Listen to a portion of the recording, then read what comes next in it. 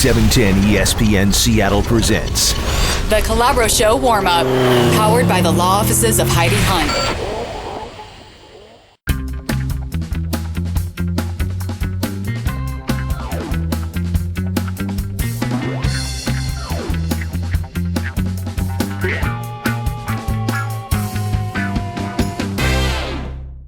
Welcome to the warm-up. Kevin Calabro and the go-to guy Jim Moore here on 710 ESPN Seattle, Monday through Friday, beginning at 3 o'clock. Aaron Curry reworking the terms of his contract in anticipation of a trade from the Seahawks to a rumored team being right now the hot rumor, the Oakland Raiders. The team really has not had any official announcement, but Liz Matthews, our correspondent there at Seahawks camp day in and day out, says that when they got to Curry's locker, it was completely clean.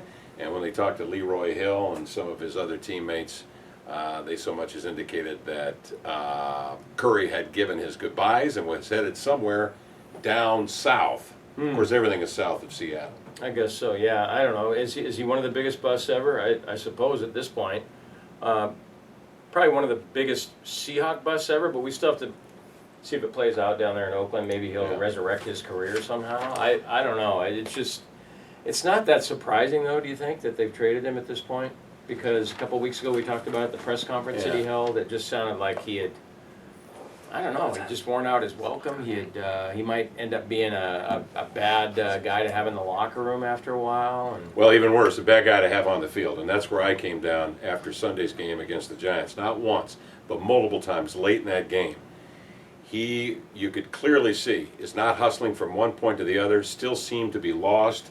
Did not pick up Jake Ballard, the tight end. They ran another little hook to a tight end that cost him late in the ball game, gave the Giants excellent field position. Had it not been for a couple of Giant penalties on two drives late in the fourth quarter, we might not be so giddy about a Seahawk win on the road. The Giants might have eked that out. That's kind of the conclusion I came to. And when they started KJ Wright ahead of the guy, I got to believe that they hoped it would light a fire under him. It didn't. He was loafing on Sunday against the Giants. I bet they were incensed at his play. Are you sure you can tell if he was loafing or not? Just look at the tape. Look at it again. I watched it a couple of times. Yeah, but there's a difference between loafing and being lost. He is trailing a tight end by the name of Jake Ballard on a route. It was insane. I mean, it's one thing to get beat. I understand that. But when you're beaten, you hustle. You hustle to run the guy down. I didn't see that late in the game. And if I could, and he just whiffed on that tackle. And whiffed on that tackle. That was the other. That was a very important drive. Late in the game, an interception goes through his hands. Now this guy needed to be traded, and to me, it's a miracle if they got what's rumored to be given to them. A 7th round pick is what Chris Mortensen is saying, and a conditional mid-round pick in 2013. Good for them. He's better off to be gone. They're better off to have somebody else. 7th rounder, though. 7th round pick. pick. For a guy who was Well, I was all in overall. favor of keeping him just from a sheer standpoint of bodies. You need bodies. But if he's going to play like he did Sunday against the Giants, he's going to cost you on the field. I don't care what he does in the locker room. He wasn't a distraction. But if he's going to cost you on the field, he's got to go. I mean, you can get some next guy up. They'll get somebody that's young, hungry, lean, once they're in a position, that's into competition. That's the kind of guy they're looking for. Yeah, I just got the feeling from when he spoke to us, it was either last week or the week before, that his heart just wasn't really into being a Seattle Seahawk anymore. Or a football player. How about professional I think he still wants to be a football player. Yeah, but then show me something. Yeah, but he feels like he can do it elsewhere, that he really needs... Boy. Because he changed his contract at the beginning of the year, right? So now I don't quite follow this, how he changed his contract at the beginning of the year and now needs to restructure it again so that he can be traded. So I don't know. It's time for the whole Aaron Curry experiment to be over. And it's so bizarre because I remember going to the press conference when he came to town, how excited everybody was about this guy, how he was a can't-miss prospect. Yeah, well. And he a can't-miss who missed.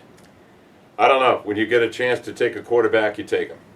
Just go back and look at that 2009 draft, and boy, they missed not once, not twice, 3 or 4, maybe 5 or 6 times Tim Ruskell missed.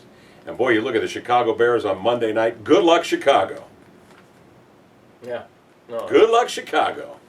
I think the Hawks are better off as they move on now. But in terms of all-time bust, Rick Meyer, number 2 pick in '93. Huh? Yeah, I heard Bob and Gross talking about that. I don't know. Rick Meyer had some decent games. He had 56 interceptions in 4 years. We were talking about that last week, about he has the most yardage ever in a game against the Giants.